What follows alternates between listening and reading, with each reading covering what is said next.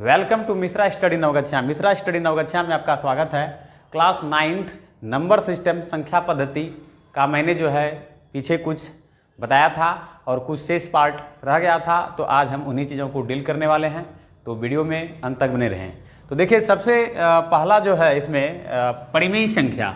परिमेय संख्या को हम लोग कहते हैं रेशनल नंबर। इसके पहले मैंने संख्या पद्धति से रिलेटेड कई सारी चीज़ों को डील किया है, जैसे कि नेचुरल नंबर, होल नंबर, उसके बाद prime number, twin prime number, को प्राइम नंबर, ये तमाम चीज़ जो है मैंने बता दिया है। यदि आपने नहीं देखा है तो मेरे चैनल में जो है विजिट करके आप ये तमाम चीज़ देख सकते हैं। नंबर सिस्टम से रिलेटेड जो चीज़ है, और नंबर सिस्टम समझना बहुत ही महत्वपूर्ण है। तो यहाँ पर आपने देखा कि परिमेय संख्या को कहा जाता है रेशनल नंबर्स, और रेशनल नंबर्स कहते किसको हैं? सबसे पहली बात तो वे संख्याएं जो p/q के रूप में हो, अर्थात जिसे हम p/q के रूप में व्यक्त कर सके, अर्थात ये भी कह सकते हैं जिसे हम अंश बाय हर, यानी अंश ऊपर वाला पार्ट जो है वह अंश होगा और नीचे वाला पार्ट जो होगा वह हर होगा। अर्थात p हमारा अंश हुआ और q हमारा हर हुआ, यानी कि जिसे हम p/q के रूप में व्यक्त कर सके, लिख सके, उसे हम लोग परिमेय संख्या के को मतलब परिमेय संख्या कहेंगे।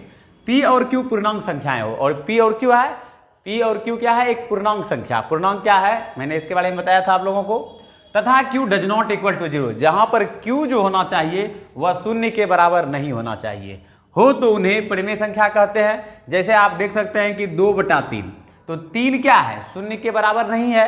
इसी प्रकार -5/2, तो 2 भी शून्य के बराबर नहीं है। 4, 0, 3/5 इत्यादि आप देख रहे हैं यहाँ पर एग्जाम्पल की मदद से कि ये सारा का सारा जो है हमारा परिमेय संख्या है। तो एक बार मैं अगेन बता देना चाहता हूं आप लोगों को कि परिमेय संख्याएं किसे कहते हैं। यदि आपसे पूछे कि परिमेय संख्याएं किसे कहते हैं, तो आप कहिएगा कि वे संख्याएं जो p/q के रूप में व्यक्त किया जा सके, जहां p और q पूर्णांक संख्याएं हो तथा q बराबर नहीं हो 0 के, तो उसे हम लोग परिमेय संख्या अर्थात रेशनल नंबर्स कहेंगे। उदाहरण के तौर पर 2/3 यदि आपसे पूछ दे क्या है, तो आप कहिएगा परिमेय संख्या। क्यों है? तो चूंकि यहाँ पर देखिए कि परिमेय संख्या के परिभाषा अनुसार 2/3, 2 क्या है? अंश है, और 3 क्या है? हर है। तो हमारा जो परिभाषा है उसमें कहा गया है कि हर जो होगा वह शून्य के बराबर नहीं होगा। तो यहाँ पर 3 जो है वह शून्य के बराबर नहीं है, इसलिए 2/3 क्या है? परिमेय संख्या है। इसी प्रकार -5/2, तो माइनस तो ऊपर पार्ट में है, यानी जो अंश में है, और हर क्या है? 2 है, तो 2 शून्य के इक्वल नहीं है। इस प्रकार आप इसको परिभाषित कर सकते हैं। अब देखिए, नोट में कुछ इंपॉर्टेंट चीज है।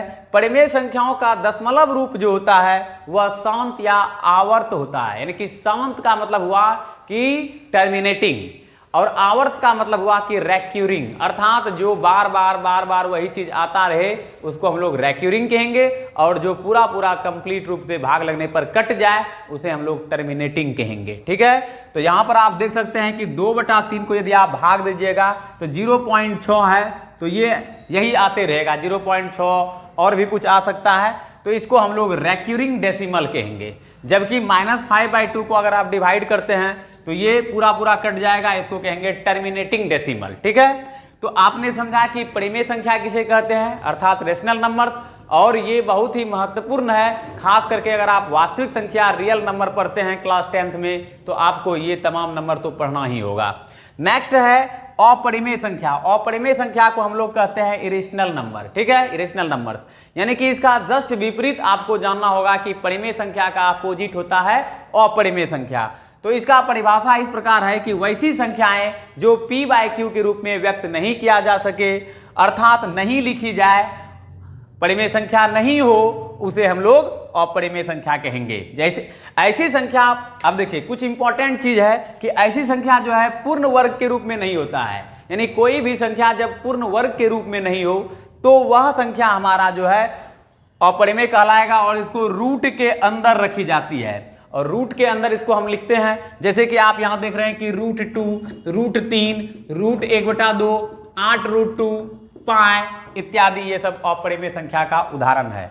अगर आपसे पूछ ले कि बताइए कि √16 क्या है, तो √16 जो है यह एक परिमेय संख्या है, क्योंकि इसका वर्ग मूल अगर आप देखिएगा तो +- 4 हो जाता है। तो 4 क्या है, एक परिमेय संख्या है। इस प्रकार हम कह सकते हैं कि √16 एक परिमेय संख्या है। लेकिन अगर आपसे पूछे कि √2, तो आप यहां देख रहे हैं कि इसका वर्गमूल नहीं निकल पाता है, इसलिए √2 हमारा क्या होगा, अपरिमेय संख्या होगा। और आपको सिद्ध करने के लिए भी कभी कभी दिया जाता है कि सिद्ध कीजिए कि √2 एक अपरिमेय संख्या है, √3 एक अपरिमेय संख्या है, √5 एक अपरिमेय संख्या है, या 2√5 एक अपरिमेय संख्या है, या 1/√2 एक अपरिमेय संख्या है। ये तमाम चीज आपको सिद्ध करने के लिए भी दिया जाता है क्लास 10th में, यदि आप नंबर सिस्टम यानी कि वास्तविक संख्या पढ़ते हैं तो ये आपको मैंने 2 चीज बताया। अब आगे जो है हम लोग और इन्हीं चीजों के बारे में बढ़ते हैं।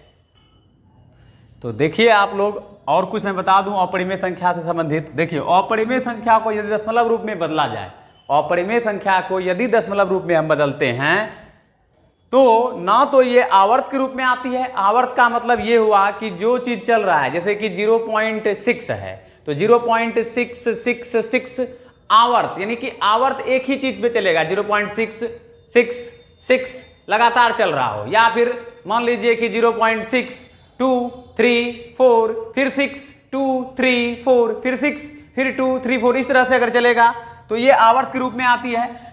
ऐसा अगर होगा तो, लेकिन यहां पर तो ऐसा नहीं हो रहा है कि अपरिमेय संख्या को यदि दशमलव रूप में बदल देंगे हम, ये ना तो आवर्त के रूप में आएगा और ना ही इनका कोई निश्चित अंत ही होगा, अर्थात चलते रहेगा, कंटिन्यूड, भाग लगते रहेगा, उसमें भाग लगते रहेगा, फिर घूम फिर कर वही आएगा, फिर चलते रहेगा, फिर चलते रहेगा।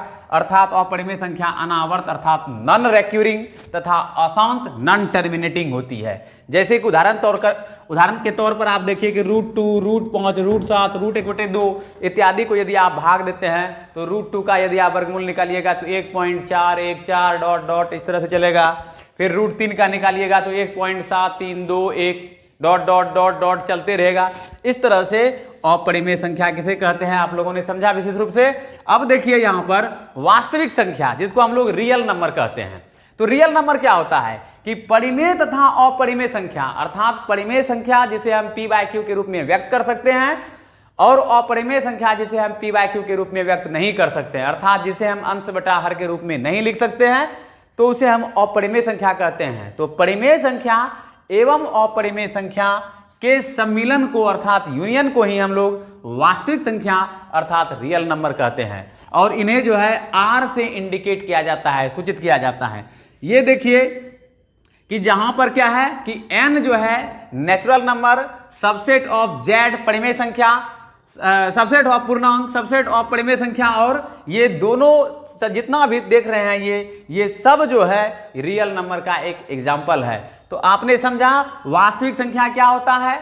तो और अब आपको हम पूरा डायग्रामेटिक रूप से समझाने का प्रयास करेंगे। तो चलिए इसको डायग्राम के माध्यम से समझते हैं। तो देखिए अब हम लोग संख्या के बारे में पढ़ चुके हैं, अब संख्या का डायग्राम देख रहे हैं यहाँ पर। तो देखिए डायग्राम कैसे है।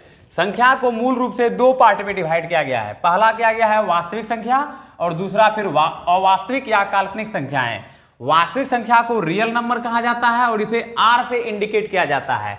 अवास्तविक या काल्पनिक संख्या को इमेजिनरी नंबर्स कहते हैं। ठीक है, अब देखिए वास्तविक संख्या और अवास्तविक संख्या में डिवाइड किया गया है संख्या को। अब यहां पर आप देख सकते हैं कि वास्तविक संख्या को 2 पार्ट में डिवाइड किया गया है। पहला परिमेय संख्या जिसको हम लोग रेशनल नंबर कहते हैं और इसे Q से इंडिकेट किया जाता है, और दूसरा अपरिमेय संख्या। तो वास्तविक संख्या के 2 पार्ट में मतलब वास्तविक संख्या को 2 पार्ट में डिवाइड किया गया है, पहला परिमेय संख्या और दूसरा अपरिमेय संख्या। अब आप यहां देखिए कि परिमेय संख्या को 2 पार्ट में डिवाइड किया गया है, पहला पूर्णांक और दूसरा भिन्न। ठीक है, फिर पूर्णांक को 2 पार्ट में डिवाइड किया गया है, पूर्णांक को 3 पार्ट में डिवाइड किया गया है। ऋणात्मक पूर्णांक जिसको हम लोग नेगेटिव इंटीजर कहते हैं, फिर शून्य और फिर धनात्मक पूर्णांक, और भिन्न को भी 2 पार्ट में डिवाइड किया गया है, दशमलव भिन्न और साधारण भिन्न। तो आज के वीडियो में जो है आप लोगों ने देखा कि संख्या पद्धति क्या है। तो यहाँ पर आप एक बार अगेन इसको बता दूं मैं कि संख्याएं नंबर्स यानी वास्तविक संख्या और अवास्तविक संख्या को 2 पार्ट में डिवाइड किया गया है। फिर वास्तविक संख्या को 2 पार्ट में डिवाइड किया गया है, परिमेय संख्या रेशनल नंबर और अपरिमेय संख्या इरेशनल नंबर। फिर परिमेय संख्या को 2 पार्ट में डिवाइड किया गया है, पूर्णांक और भिन्न। भिन्न को 2 पार्ट में डिवाइड किया गया है, दशमलव भिन्न और साधारण भिन्न। इसी प्रकार पूर्णांक को 3 पार्ट में डिवाइड किया गया है, ऋणात्मक पूर्णांक, शून्य और धनात्मक पूर्णांक।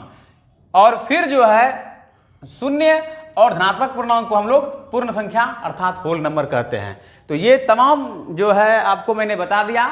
अब क्लास 9th का एक्सरसाइज आप लोगों को बताया जाएगा, इसलिए आप हमारे चैनल को अगर आपने सब्सक्राइब नहीं किया है तो कर लीजिए, ताकि इस तरह का वीडियो आपसे मिस नहीं हो। और नियम पूर्वक मैं आपको पढ़ाने का प्रयास कर रहा हूं, इसलिए मैं चाहता हूं कि आप मेरे वीडियो में प्रतिदिन आइए, विजिट कीजिए, मतलब हमारे चैनल के माध्यम से, और जानकारी प्राप्त कीजिए। आज के लिए इतना ही, मिलते हैं नेक्स्ट वीडियो में अगले दिन। आज के लिए इतना ही, आपका दिन शुभ हो, धन्यवाद।